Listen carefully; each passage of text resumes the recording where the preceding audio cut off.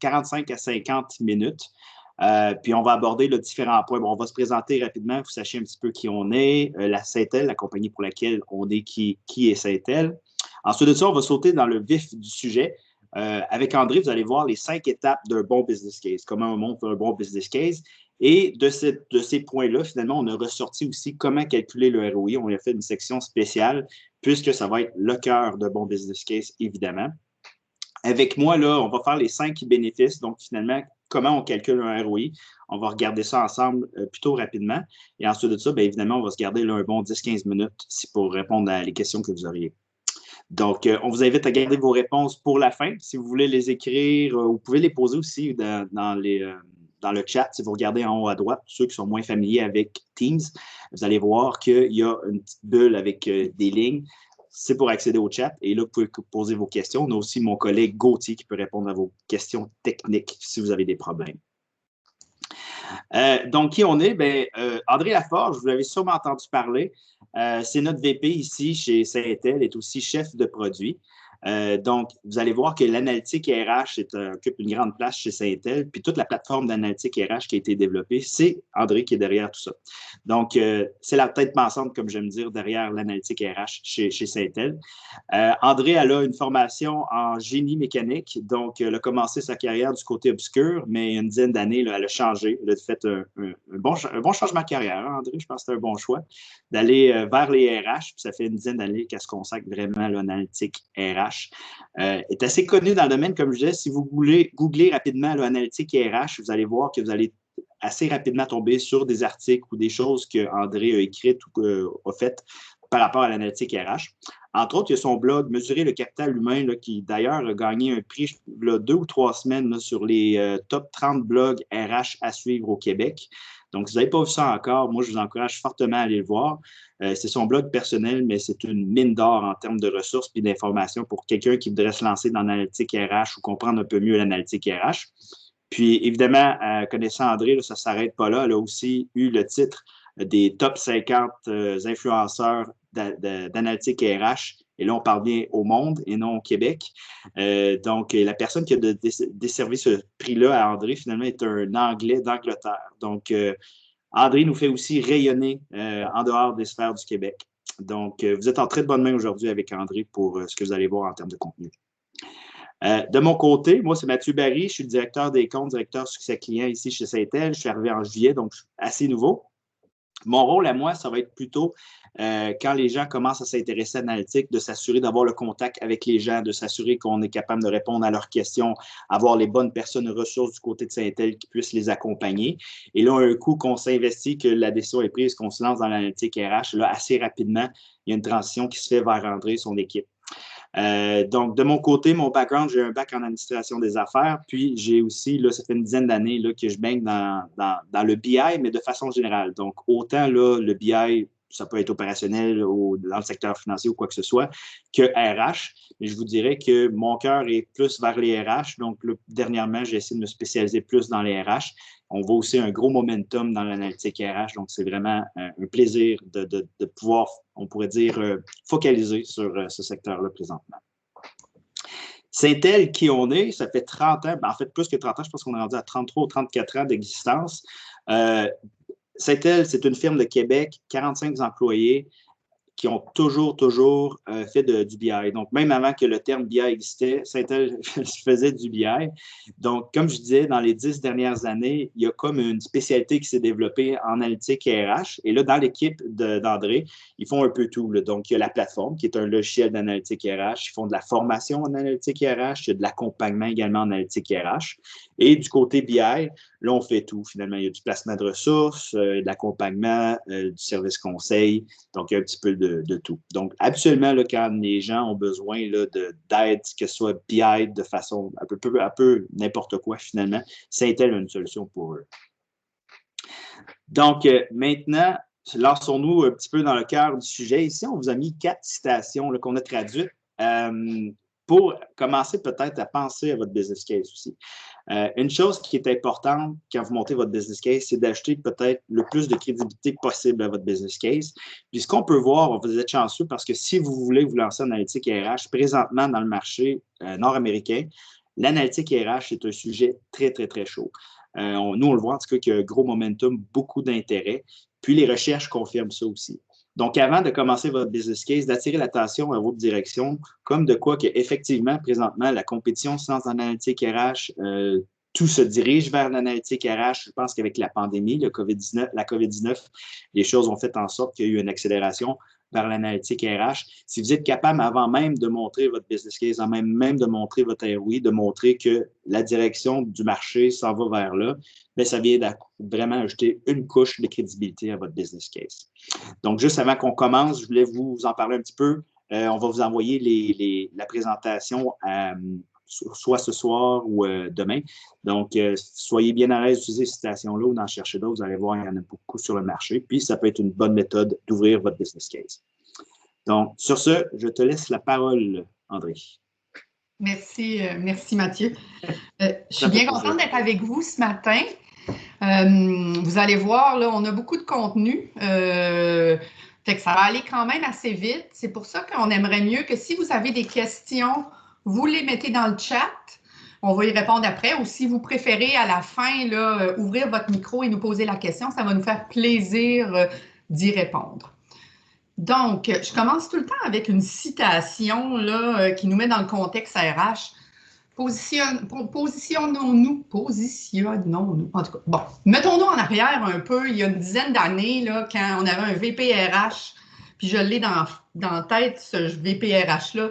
On a un VPRH là, qui a un bac en relations industrielles, là, puis qui est confiant, puis qui s'en va voir son patron, puis il dit « Ah, fais-moi confiance, ça va marcher.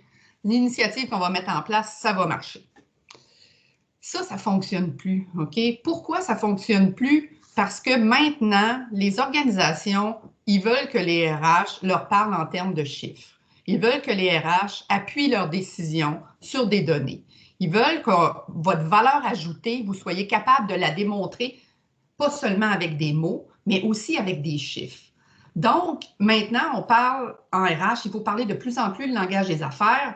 Puis ce que ça veut dire, ça, il faut démontrer des retours sur investissement sur nos produits, puis il faut utiliser l'analytique. Rapidement, là, juste pour qu'on ait la même définition d'un business case, c'est quoi? Bien, habituellement, un business case, c'est monté autour d'un projet, OK? Une initiative qu'on voudrait lancer dans notre organisation.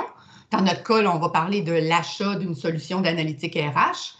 Et quand on monte ce projet-là, bien, on vient démontrer, on se positionne dans le futur et on vient démontrer les résultats et les impacts de notre projet en faisant des prévisions, des prédictions. Et ça, habituellement, ça va être basé sur un rationnel financier. OK? Ça ne veut pas dire qu'il ne faut pas venir parler des bénéfices plus intangibles, des bénéfices qui sont plus soft, mais en même temps, la haute direction veut savoir est-ce que ce projet-là, il va rapporter ou pas à l'organisation.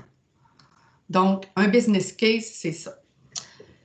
Maintenant, si je vous parle de la recette pour monter un business case, je vais vous l'expliquer en 5 étapes. Vous pourriez prendre cette recette-là et l'appliquer à n'importe quel projet que vous avez dans votre organisation. Par exemple, si vous devez justifier un programme de développement du leadership ou justifier la mise en place d'une nouvelle marque employeur, vous pourriez utiliser cette recette-là, OK?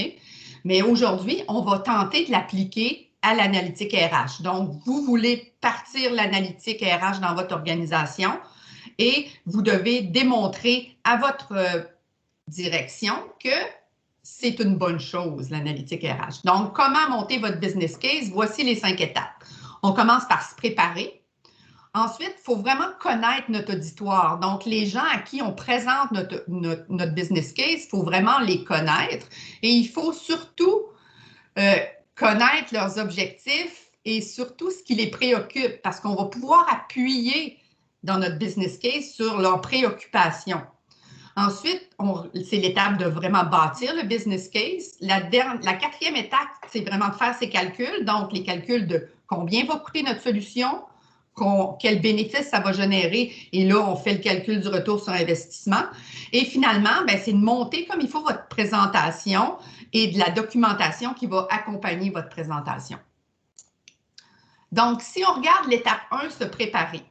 Ce qu'il faut comprendre dans un business case, ce qui est bien, c'est d'être capable de raconter une super histoire. C'est d'accrocher votre auditoire sur « on a un super projet » et ils n'auront comme pas le choix d'investir tellement ils vont être embarqués dans votre histoire. Donc, dans votre histoire, ça vous prend une intrigue. Puis l'intrigue, c'est le problème que vous devez résoudre. Dans ce cas-ci, OK, j'ai mis là, puis tu sais, je l'ai fait très, très simple, là. Dans notre histoire, notre problème à résoudre, c'est on veut prendre des décisions éclairées, OK, puis on veut le faire plus rapidement parce qu'on a des décisions à prendre sur le talent dans notre organisation. Ensuite, vous devez avoir des personnages principaux dans votre histoire. Donc, vous allez avoir les gens qui décident, les parties prenantes. Habituellement, c'est la haute direction ou des gens très spécifiques dans la haute direction. Vous allez avoir les bénéficiaires de votre solution. Donc ça, habituellement, ça va être l'équipe RH. Ça pourrait être aussi les gestionnaire parce ce qu'il faut comprendre, c'est que l'analytique RH, bien qu'il y a RH au bout, ça n'appartient pas nécessairement juste au RH. C'est quelque chose qui bénéficie à toute l'entreprise. C'est pour rendre l'entreprise performante qu'on veut utiliser l'analytique RH et non pas nécessairement rendre la fonction RH performante. OK? Donc ça, c'est important de le voir de voir ça globalement dans votre organisation. Donc, les gestionnaires de votre organisation vont être des personnages dans votre histoire et aussi probablement la haute direction parce que c'est probablement les premiers qu'on veut équiper avec des outils pour prendre des meilleures décisions. Aussi, n'oubliez pas d'inclure dans votre histoire les gens de TI de votre organisation. Ceux qui s'occupent, là, si vous avez une équipe BI aussi, Business Intelligence, dans votre organisation, impliquez-les aussi dans votre histoire parce que ça serait très peu probable que vous montiez un super business case, que vous le présentez et les TI, s'ils ne sont pas inclus là-dedans, ils peuvent venir bloquer votre projet. Donc, c'est important de les mettre dans votre histoire. Aussi, présenter plusieurs dénouements possibles à votre histoire. Donc, oui, acquisition d'une solution, mais qu'est-ce que ça fait si on le développe à l'interne plutôt, là? Donc, de voir là, deux différents dénouements possibles. Et ensuite, ben, le choix du meilleur dénouement. Donc, la fin de l'histoire, c'est qu'on fait un calcul coût-bénéfice et on vient choisir la solution qui nous rapporte le plus.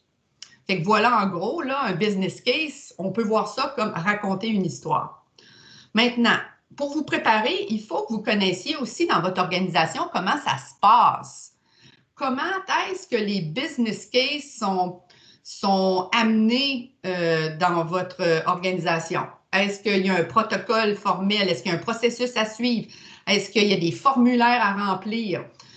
Puis, c'est important de bien comprendre ça parce que si vous faites quelque chose qui n'est pas en lien avec comment ça se passe chez vous, mais vous ne mettez pas les chances de votre côté. Donc, c'est de regarder, est-ce que les business cases, est-ce qu'il faut faire ça dans une période spécifique dans l'année? Est-ce que c'est lié à l'exercice budgétaire?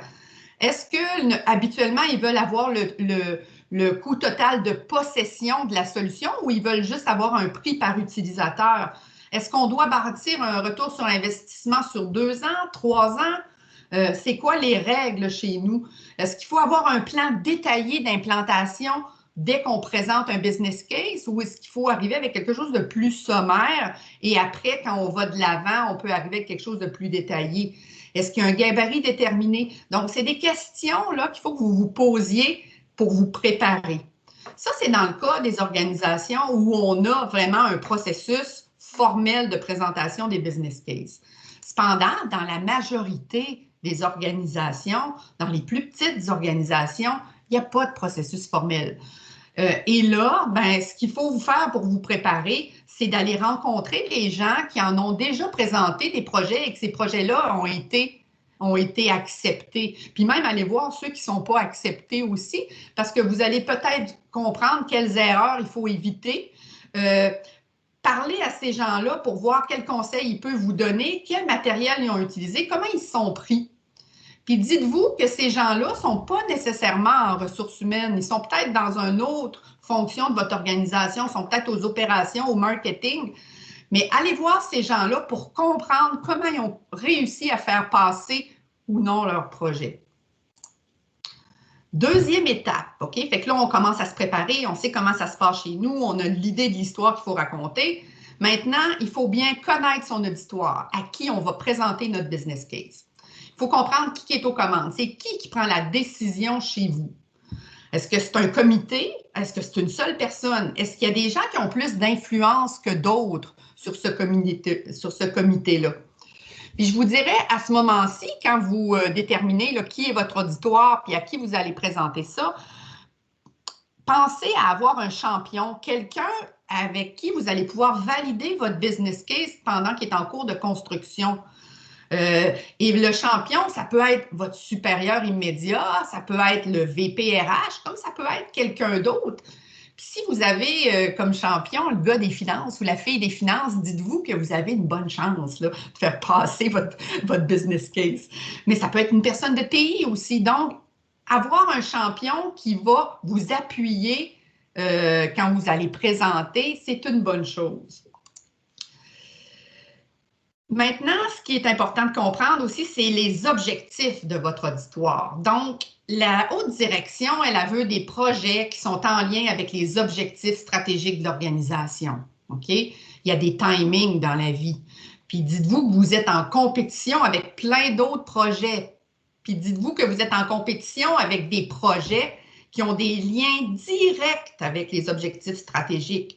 Quand c'est d'acheter une nouvelle machine, d'ouvrir une nouvelle usine parce qu'on est en croissance, dites-vous que c'est beaucoup plus facile de démontrer le lien avec les objectifs. Donc, c'est important pour vous de vous asseoir et dire, OK, les objectifs stratégiques de l'organisation pour les 3 prochaines années, les 5 prochaines années, c'est quoi?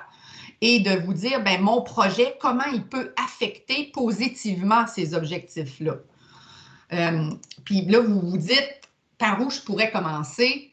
C'est sûr que si vous êtes VP RH, c'est facile. Vous êtes sûrement au courant de l'entreprise s'en va vers où, c'est quoi les objectifs stratégiques. Cependant, des fois, quand on est un petit peu plus bas dans la hiérarchie, c'est pas nécessairement simple, OK? Donc, par où vous pouvez commencer? Bien, c'est de lire le rapport annuel de l'organisation, bien entendu, voir sur quoi on appuie dans le rapport annuel, réviser les communications de votre président. Qu'est-ce qu'il dit, le président, quand il fait ses town halls ou quand il fait ses rencontres trimestrielles? Est-ce qu'il vous parle de on est en croissance, on s'en va vers là, on devrait aller sur le marché américain, ou au contraire, il vous dit, bien là, présentement, on vit des périodes difficiles, on est plus en restriction de coûts, en contrôle de coûts. Donc, c'est important que vous compreniez ce qui empêche votre président de dormir la nuit. Si vous êtes capable d'être dans sa tête et de savoir ce qui l'empêche de dormir et que vous êtes capable de faire un lien entre votre projet et ce qui l'empêche de dormir, dites-vous que vous avez une grande avance. Okay? Vous discutez aussi avec votre supérieur immédiat. Il est sûrement au courant ou elle est sûrement au courant de vers où l'organisation s'en va, c'est quoi les grands objectifs. Donc, 3 petites questions à se poser.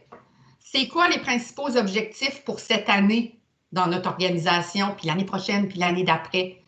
Et ces objectifs-là, comment on fait pour les mesurer? Quel ratio financier on utilise? Ou quelle mesure de productivité? Ou quel indicateur on utilise dans notre tableau de bord d'organisation, dans le tableau de bord stratégique? Parce que ça peut vous aider à déterminer le lien entre votre projet et les objectifs. Il faut que vous vous mettiez dans les souliers de votre auditoire. J'ai fait quelques exemples ici quand on doit présenter à la haute direction et en supposant, disons, que c'est le président qui est la personne qu'il faut vraiment convaincre, bien, il faut que votre business case ait des liens avec la vision de l'organisation, la mission, les stratégies de l'organisation. Il faut que vous démontriez que ça va augmenter la performance de l'organisation, que votre projet va avoir un effet là-dessus.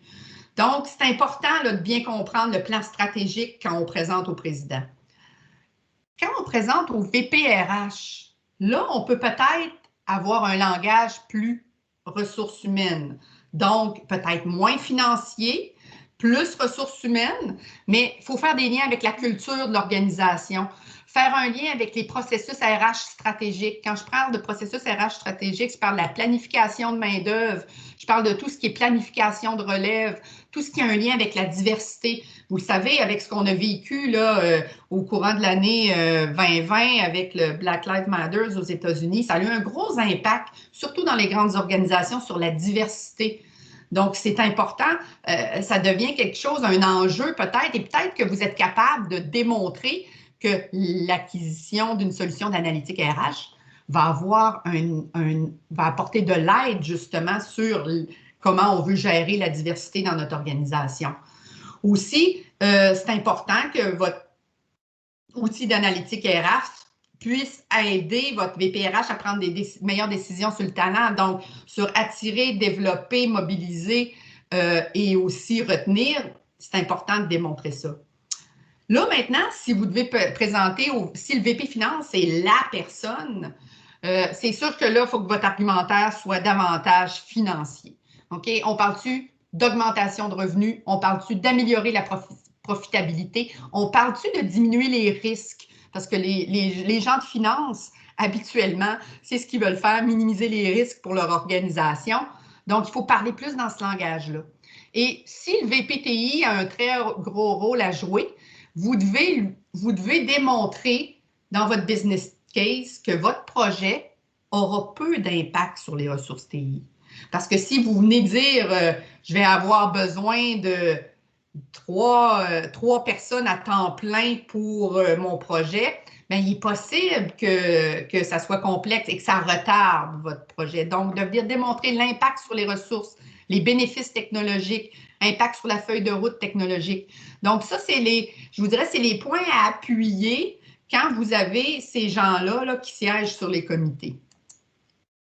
J'ai fait ici un genre de lien. Là, on va passer rapidement, mais prenez par exemple, on a un objectif, puis c'est d'améliorer la marge sur un tel produit ou un tel service dans notre organisation. Bien, il y a plein d'objectifs RH qui sont en lien avec ça.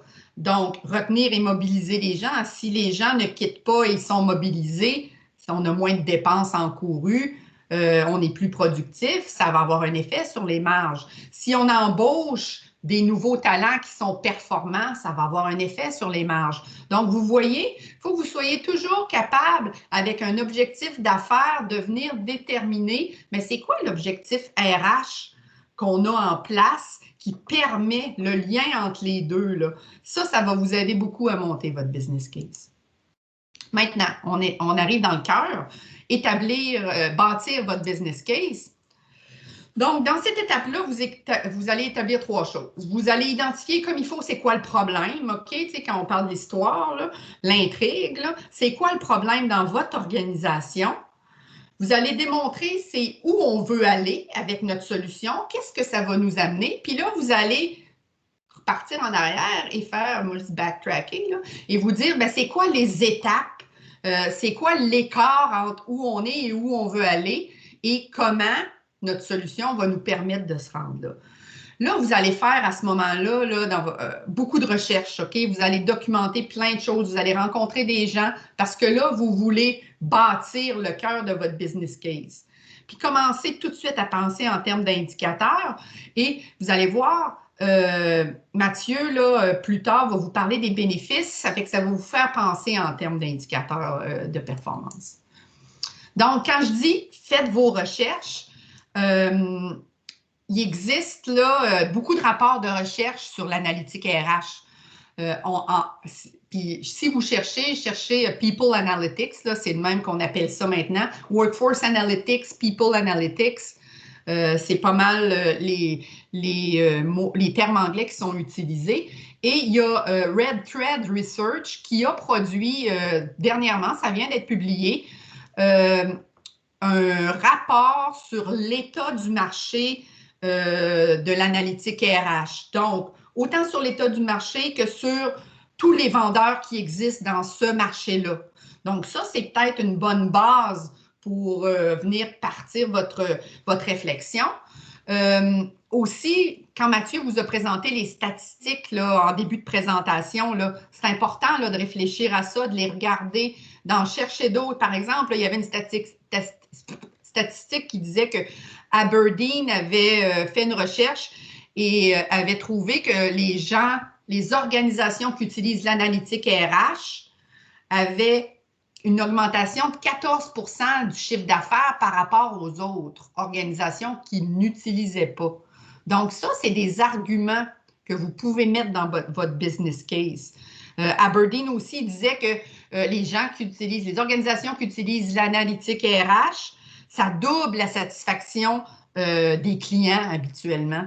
Donc, vous voyez, là, il y a comme quelques liens à commencer à faire. Fait que c'est important de vous documenter. Aussi,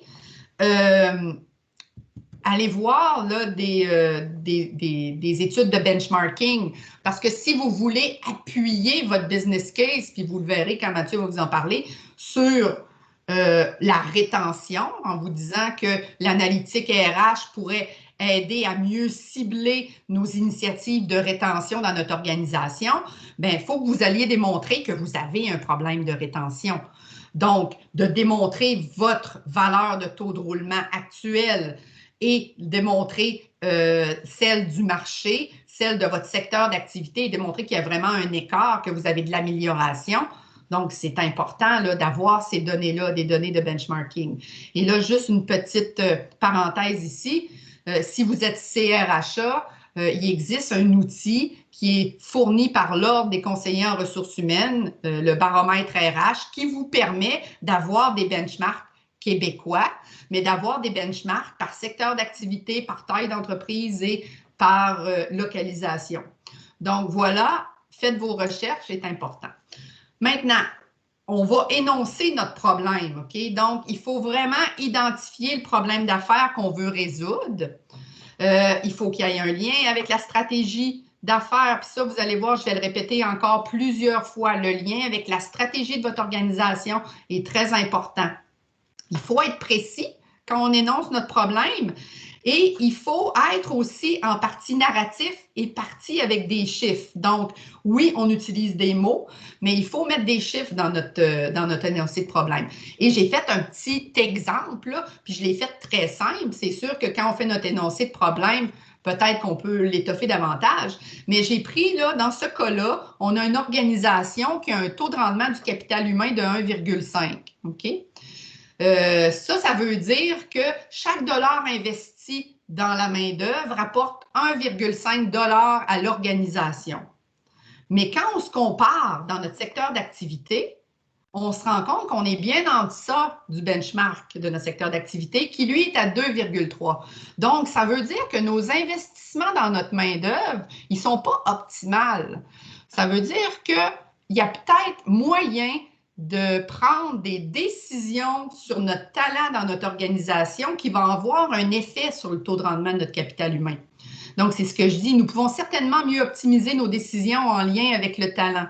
Malheureusement, et c'est là qu'on parle de notre problème, oui, on a un taux de rendement du capital humain qui est so-so, mais notre problème, c'est que pour être en mesure de prendre des meilleures décisions, l'information nécessaire est difficile d'accès. Est surtout disséminée dans plein de systèmes, puis dans plein d'Excel un peu partout. Donc, un temps fou est passé à tenter de collecter et réconcilier les données requises. Puis là, quand on a nos données requises, bien, il est comme trop tard pour prendre la décision. Il fallait la prendre, il fallait l'avoir pris il y a 2 semaines. Là.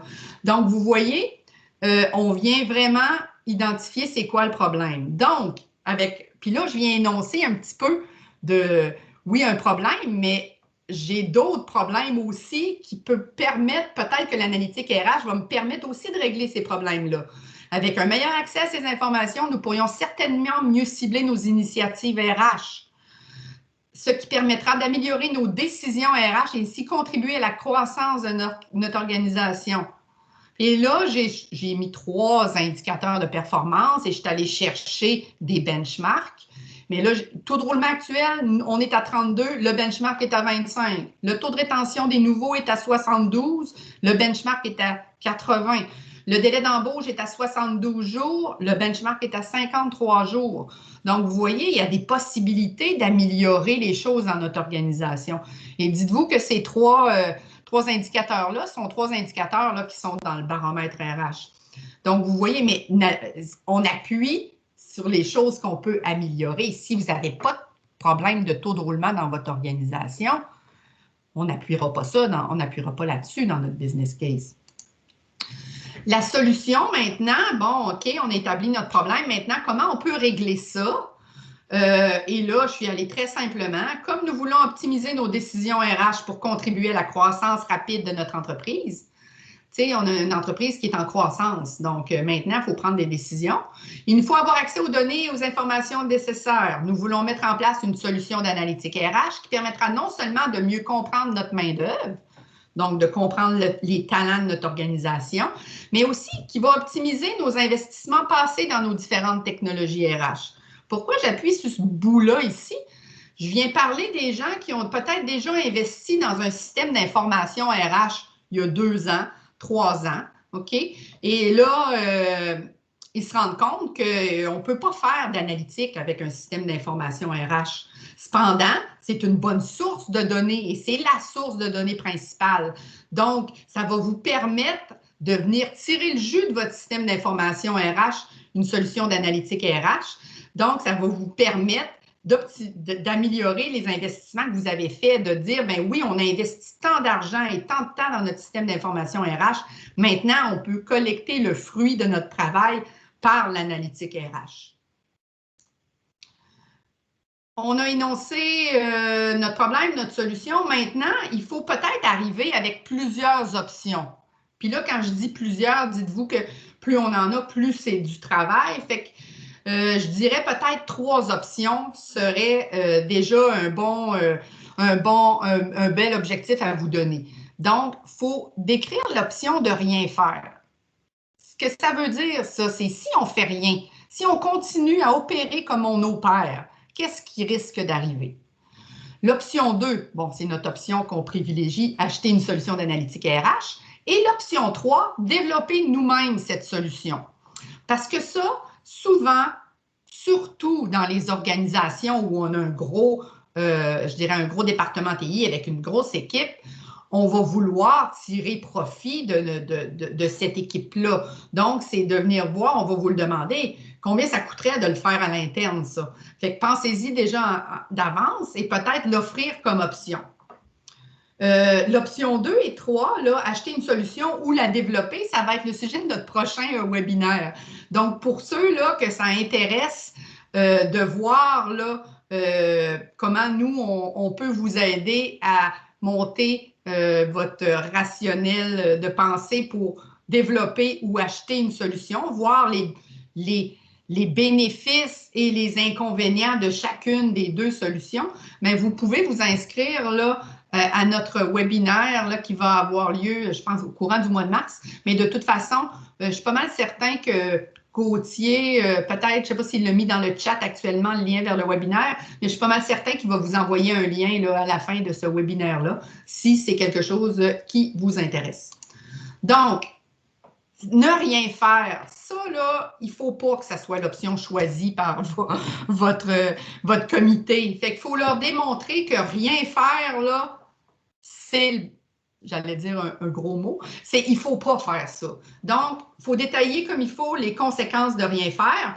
Et là, je dis, par exemple, notre organisation a une stratégie de croissance agressive, mais nous peinons à retenir nos talents. Si rien n'est fait, nous ne pourrons atteindre nos objectifs de croissance et notre taux de roulement du capital humain continuera de se dégrader. Le roulement des anciens et l'incapacité de retenir nos nouveaux nous coûtent en moyenne 1,8 million par année. Nous anticipons que ce chiffre pourra augmenter étant donné l'effet négatif du roulement sur nos autres employés. Cela aura aussi un impact négatif sur notre clientèle. Nous évaluons un déclin de 3 % récurrent de notre chiffre d'affaires. Donc, quand on vient dire ça à des gens de la haute direction, ben moi, en tout cas, je me dirais, bah, il faut arrêter l'hémorragie, puis il faut trouver des solutions. Et là, ils vont être enclins à écouter vos options 1, 2 et 3.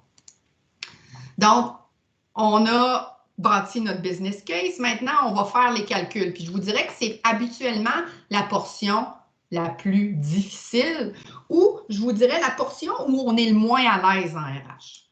Bon. Il faut estimer les coûts de la solution, puis il faut estimer les bénéfices de la solution.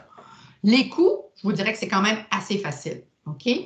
Mais avant de regarder les coûts, vous allez devoir faire des projections parce qu'on ne regardera pas les coûts seulement pour la première année puis les bénéfices pour la première année. Habituellement, on projette sur 2, 3 ans pour des outils comme un outil d'analytique RH. Là. Je dirais 3 ans est peut-être un bon échéancier pour vos projections.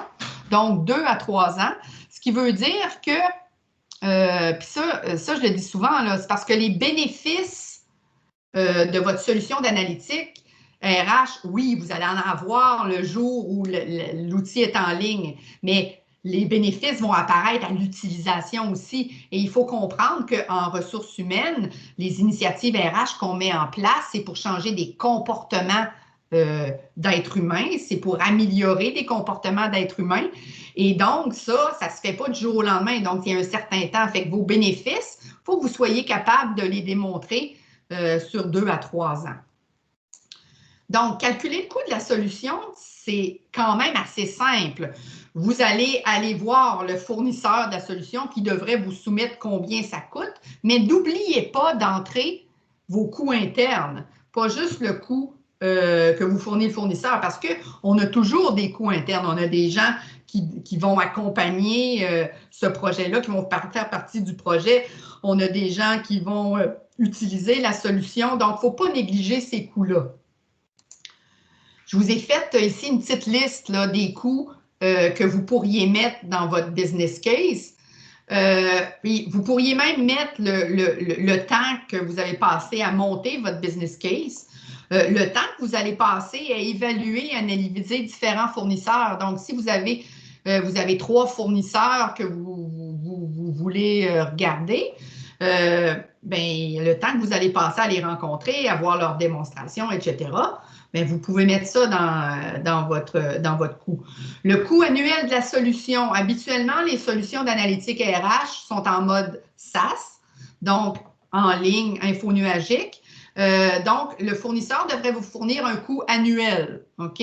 Ou un coût par mois, mais qu'on ramène par année. Donc, le coût annuel de la solution. Et il va avoir habituellement un coût d'implantation de cette solution-là. Donc, combien ça coûte mettre ça en route dans notre organisation. Il va avoir habituellement un coût qui est de faire des connecteurs avec vos systèmes actuels, donc de transférer la donnée de votre système d'information RH, de votre système de recrutement, de votre système de gestion de la formation et de l'amener dans le système, dans la solution d'analytique, donc connecter vos systèmes. Et il va avoir aussi accompagnement et formation. Il va avoir les coûts. Ça, donc, habituellement, c'est les coûts que le fournisseur va être capable de vous fournir. Le coût d'implantation interne, maintenant, salaire et avantages sociaux, coordination, tests, formation des gens qui sont impliqués dans le projet. Et aussi, ensuite, les coûts d'opérer la solution chez vous le temps que les gens vont passer dans la solution, il faut être capable de l'évaluer aussi. Donc, ça serait les coûts pour ne rien oublier. Ensuite, vous devrez calculer les bénéfices. Et ça va être la portion, on va y aller plus en détail, comment calculer les bénéfices avec Mathieu. Mais dites-vous qu'il y a 2 types de bénéfices. On augmente les revenus ou on baisse les coûts. OK?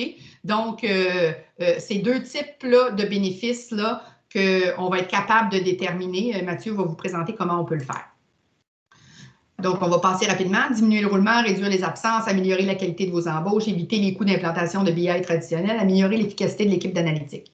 Donc, Mathieu va passer au travers de ça. La formule de calcul maintenant du retour sur l'investissement, elle est assez simple. Ce n'est pas là que c'est compliqué. On a les bénéfices qu'on a calculés, puis on a les coûts. Donc, on fait les bénéfices moins les coûts divisé par les coûts multiplié par 100. Ça va vous donner votre retour sur investissement. Dans le cas ici, là, notre solution elle génère des bénéfices de 2,2 millions. On a des coûts de 230 000, ce qui nous donne un ROI de 866 %. Ce qui veut dire ça, pour chaque dollar investi dans notre solution d'analytique RH, il y a environ 8,66 environ, c'était précis. Il y a 8,66 qui sont retournés à l'organisation en bénéfice net. Est-ce que c'est beaucoup, ça? Oui, c'est beaucoup. C'est un bon retour sur l'investissement, mais dites-vous que c'est basé sur le Nucleus Research, puis j'ai mis le lien, là. Vous pourrez aller voir le ROI de l'analytique. Puis là, c'est analytique at large, c'est pas juste l'analytique pour les RH. Bien, il est établi à 9 $, par dollar dépensé. Et ça date de 2018. OK? Puis dites-vous que le ROI d'une solution SIRH, là, ben, il varie entre 1,50 à 3 $. OK? Donc, le retour sur l'investissement d'une solution d'analytique RH est beaucoup plus grand que le retour sur l'investissement d'une solution SIRH.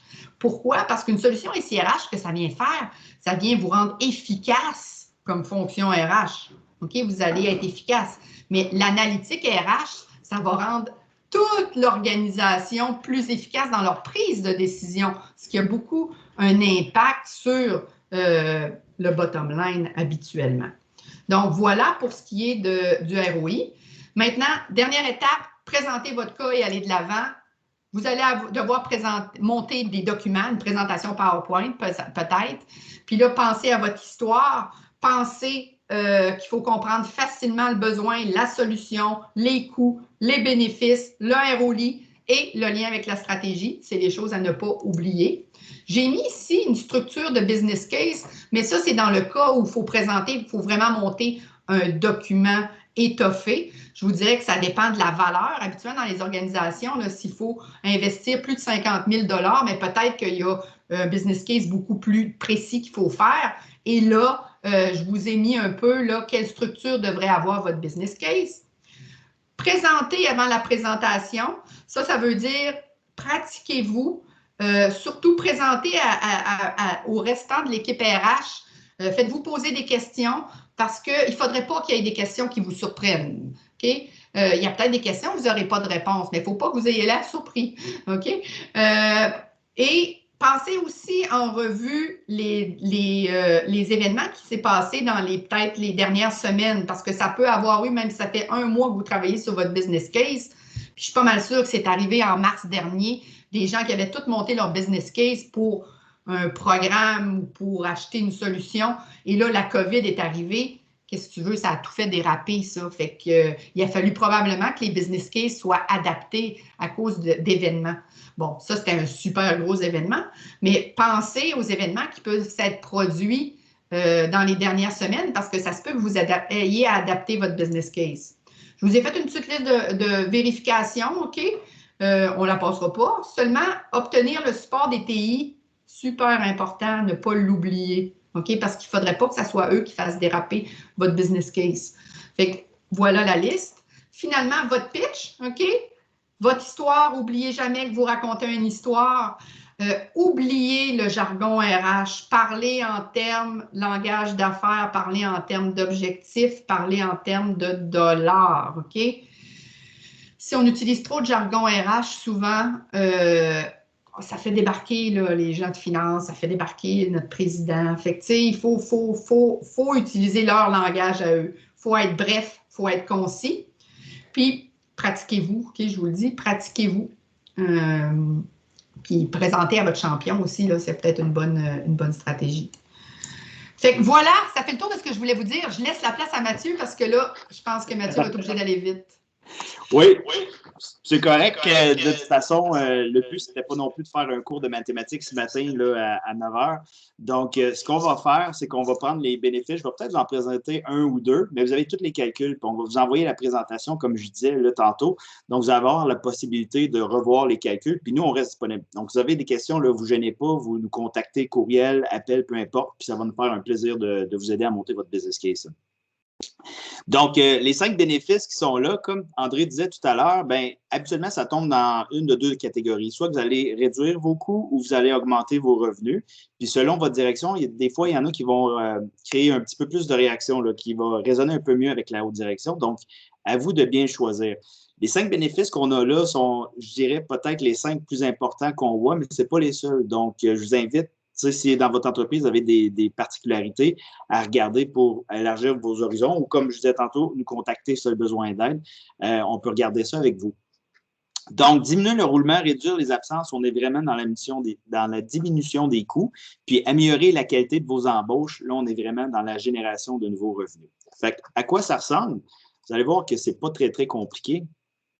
Si on parle diminuer le coût de roulement, parce que c'est probablement l'indicateur le mieux connu et reconnu dans une organisation, probablement que vous n'avez pas besoin de l'expliquer à votre président ou présidente, pas besoin de le ou la convaincre que c'est un indicateur important.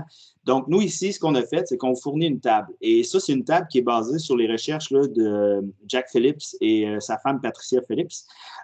Donc, c'est par type d'emploi. Combien nous coûte à peu près le roulement par type d'emploi? Donc, vous voyez les différents pourcentages. Et là, probablement que tout le monde ici là, est au courant, mais si vous voulez savoir qu'est-ce qui génère ces coûts-là pour le roulement, on vous a fait une petite liste ici, là, assez rapide quand même, de ce qui est des facteurs principaux qui engendrent ce coût de roulement-là, qui engendrent le coût dû au roulement. Donc, ce qu'on fait ici, on prend un exemple. Donc, on a une organisation de 1000 employés avec un taux de roulement de 20 %. Donc, on y va par type d'emploi. Donc, ici, on a le niveau d'entrée, qui a une rémunération annuelle moyenne de 30 000 $. Avec la table que je viens de vous montrer sur la slide précédente, on sait que c'est entre 30 et 50 % du salaire qu'il faut calculer pour le coût du roulement. Donc, ça nous donne un total de 9 000 $ par employé pour ce type d'emploi-là. Et on a eu 145 départs dans l'année. Donc, on multiplie ça par 145. Ça nous donne 1,3 million pour ce type d'emploi-là. Donc, on fait le même exercice pour chaque type d'emploi. On fait la somme. Ça nous donne environ 5,8 millions de dollars pour le roulement pour cette entreprise-là présentement. Maintenant, ce qu'on fait, c'est, comme André disait aussi tantôt, on va aller chercher idéalement un benchmark. Parce que si vous dites, on veut on veut descendre le taux de roulement de 20 à 16 %, ça se peut que vous fassiez un petit peu le challenger sur pourquoi 4 % vous avez pris ça où. Si vous arrivez avec un benchmark qui dit notre industrie, le taux de roulement est à 16 %, déjà, vous venez de rajouter une autre couche de crédibilité à votre business case. Donc, si on veut aller chercher la moyenne de l'industrie, qu'est-ce qu'on fait? On fait le même exercice. On prend la même rémunération moyenne, le même pourcentage de roulement. S'il nous donne toujours 9 000, mais évidemment, c'est nos départs qui vont être moindres. Donc, on multiplie et là, on voit que si on fait la somme, on a un chiffre différent. On fait la différence entre ce qu'on a présentement et ce qu'on aimerait avoir selon ce qu'on a calculé avec le benchmark, ce qui nous donne des économies de presque 2 millions de dollars par année. Donc, comme vous pouvez voir, ça peut aller assez rapidement. Là, on tombe dans le million assez rapidement dans ce type de calcul-là. Réduire les absences, vous êtes probablement à l'aise avec ça. C'est le même principe ici. On prend la rémunération moyenne avec ce qu'on a par type d'emploi. On fait la multiplication, la somme. Même principe ici. En termes d'absence, on a 406 000 d'économie. La seule chose, ça, c'est si vous avez le type d'absence, pardon, j'aurais dû mentionner, si vous avez le taux d'absence par type d'emploi, vous le faites comme ça, parce que ça va être plus précis. Si jamais vous avez juste un taux d'absentéisme pour toute l'organisation, à ce moment-là, ce que vous pouvez faire, c'est tout simplement prendre le salaire moyen ou médian de votre entreprise, le multiplier par votre taux d'absentéisme, multiplier par le nombre d'employés. Ça va vous donner le chiffre approximatif. C'est sûr que là, on est moins précis que l'autre méthode, mais ça va quand même vous donner un chiffre sur lequel vous pouvez vous fier. Puis finalement, je veux juste très rapidement parler de la qualité des embauches parce que c'est le seul qu'on a mis qui va générer des nouveaux profils. Là, comme je disais, il y a des présidents, des présidentes qui vont être beaucoup plus à l'écoute de vous si vous leur parlez de pas seulement couper des coûts, mais générer des nouveaux revenus ou des nouveaux profits pour l'entreprise. Donc, on vous donne ici aussi une table qui vous dit qu'en général, un haut performant en vente va générer 167 % plus de revenus que quelqu'un en vente qui est moyen. Si on parle de gestion, on ne parle plus de gain en revenus, on parle de gain en profit. Donc, on est à 149 % pour un haut performant. Puis si on parle de productivité, des opérations, on est à 140 %. Donc, ça, c'est des tables déjà que vous pouvez utiliser pour faire vos calculs. Et juste vous montrer à quel point ça fait une grosse différence. On a pris ici une entreprise où on a 175 000 $ de revenus en moyenne par employé. Et on dit on va engager 100 top hauts performants cette année, multiplié par notre multiplicateur de la table précédente, 1,4, 140 % qui est finalement aux opérations. Donc, je n'ai même pas pris l'exemple le plus flagrant où il y a le plus d'écart entre la moyenne puis les hauts performants. Et ça nous donne des revenus générés par ces 100 hauts performants-là de 24,5 millions de dollars par année. Comparativement, si on avait engagé juste la moitié de ces hauts performants-là, bien, ça nous donne 12 millions. Donc, on a 12 millions, plus de 12 millions de nouveaux revenus générés juste à cause qu'on a réussi à engager plus de hauts performants. Et là, je fais une parenthèse très vite avant de passer aux questions. Ce qu'il faut savoir, l'analytique ne va pas gérer ça pour vous. Ça ne va pas faire en sorte que demain, vous l'installez, votre plateforme analytique, vous avez plus de hauts performants, vous avez diminué votre taux de roulement. Ce que l'analytique va faire, c'est vous aider à trouver les fameux patterns qu'on peut dire dans votre donnée et vous dire, bon, ben si je veux voir mon taux de roulement homme-femme par groupe d'âge, par type d'emploi, par seniorité dans mon organisation, vous allez pouvoir trouver peut-être 1, 2 ou 3 groupes qui génèrent le plus le roulement dans votre organisation. Et là, vous allez pouvoir faire des programmes ciblés pour ces groupes-là plutôt que faire des gros programmes coûteux qui s'appliquent à toute l'organisation. Même chose avec l'embauche de hauts performants. Ça va vous permettre de trouver les hauts performants dans votre entreprise, qu'est-ce qu'ils ont en commun. Et de sorte que quand vous recrutez, de trouver les gens qui ont les plus grandes chances de devenir des hauts performants. Donc, c'est toujours ça. L'analytique va vous donner des actions correctives ou changer les choses dans votre organisation. Donc, sur ça aussi, il a évité les coûts d'implantation, comme André l'a déjà mentionné, et c'est le sujet de notre prochain webinaire, les 9 et 11 mars. Nous, on vous a mis, là, si vous vouliez bâtir une entreprise de moyenne taille, vous voulez bâtir elle-même son analytique, on vous a mis des coûts généraux, là, à peu près combien ça coûte. Donc, vous allez voir que c'est très, très, très coûteux. Ça fait 10 ans que Syntel développe sa plateforme. On peut vous le dire, le BI, c'est compliqué, il y a des coûts. Donc, vous avez une table qui vous indique un peu les coûts si vous voulez faire le cas avec votre équipe de TI. Puis, améliorer l'efficacité de votre équipe d'analytique, c'est probablement, je vous dirais, de tout le groupe de bénéfices qu'on vous présente, celui qui est le moins important, mais celui qui résonne le plus, qui est le plus facile à comprendre pour les gens. C'est tout simplement, dans votre équipe, vous avez une personne avec une rémunération de 85 000 qui passe 85 de son temps à faire des rapports manuels. Bien, vous pouvez dire que son salaire, il y a 72 250 de sa rémunération qui est passé à faire des choses qui vont pouvoir être automatisées. Évidemment, les chiffres sont beaucoup plus bas parce qu'on est très dans le pratico-pratique, dans l'opérationnel de tous les jours. On n'est plus dans le stratégique pour améliorer la performance, mais des fois, c'est ce qui va faire la différence dans des gens qui sont peut-être plus à prendre des décisions plus au niveau opérationnel. Donc, sur ce, en terminant, avant qu'on passe aux questions, comme on disait, la présentation va être envoyée cet après-midi, je crois, sinon plus tard demain. Donc, vous allez avoir les slides. On a enregistré la présentation, donc vous allez pouvoir la revisionner ou l'envoyer à des collègues si vous pensez qu'ils seraient intéressés. Le prochain webinaire, c'est développer versus acheter une solution d'analytique RH. C'est le 9 et 11 mars. Mon collègue Gauthier a déjà mis le lien dans le webinaire, dans le chat. Et puis aussi, on vous invite, Gauthier va mettre un lien pour le sondage, pour la présentation. Pas juste le sondage, mais c'est plus savoir si vous avez apprécié la présentation aujourd'hui, puis s'il y avait des choses que vous voudriez qui changent à l'avenir. Et sur ce, je vous invite à poser vos questions. Vous pouvez poser soit dans le chat ou soit vous... j'ai toujours pas le mot.